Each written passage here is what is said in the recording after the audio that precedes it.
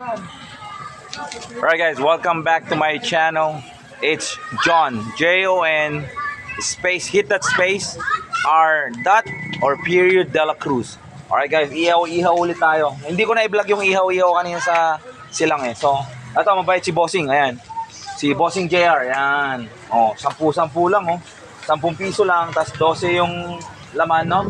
10 lang din. 10 lang din yung laman. Alin yung 12? Isaw lang yung 5. Isaw pala yung 5, ayan. 5. Tapos itong ulo, 10 lang din, oh. Galing, oh. Sarili niya ng negosyo, guys. So, tikman muna natin to. Ayan, sama ulit natin si Dubet. Food trip muna tayo, ayan. Ito, ano to? Balon-balunan ba to? Balunan. Oh, ayan, balon-balunan, guys.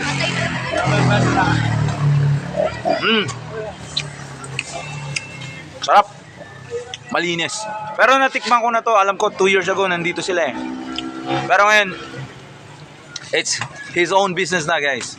I have to speak English, Tagalog, because I have a lot of subscribers na ibang lahi. See, look at this, America. Oh, this is street food, guys. One of the street food. Oh, may pailaw na pala yung taas pa eh. You know, Merry Christmas, advance. Yeah. Kami na vlog nyo. Yan, barong kayo. Lamang sang allergy. See? Sarap. Life in the Philippines, mo guys. Ikaw. Oo nga, ayan. Pinakita ko na yan, oh. Look at this, guys. See? This is why we call it ihaw, guys. A lot of vloggers, foreigner, they come to the Philippines and try the ihaw. Yun yung mga malalaki na kinikita nun. Ako, wala pa akong kita. Come on, YouTube. Kailan ba ako babayaran, YouTube? Okay, guys. Chicken is intestine. Ayan. Or sa Tagalog, isaw. Ayan, guys. Oh. Sarap, guys. 5 piso lang.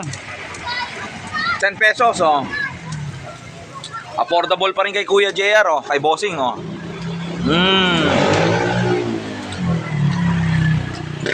Lahat yan, pati yung kay Dubet. 70 pesos lang, guys. That's less than $2, guys. Sa Amerika, may ihaw din. Mga tusok-tusok, pero mahal doon. $3 yung stick. So, Meron ba dyan? Ang kumain ko. $3 doon. Pero I have to drive pa ng mga 1 hour. May vlog din tayo doon. Ayan, guys. Oh. Ayan, guys. Alright, guys. Nasa area 1 pa rin tayo. Dito na kami matutulog.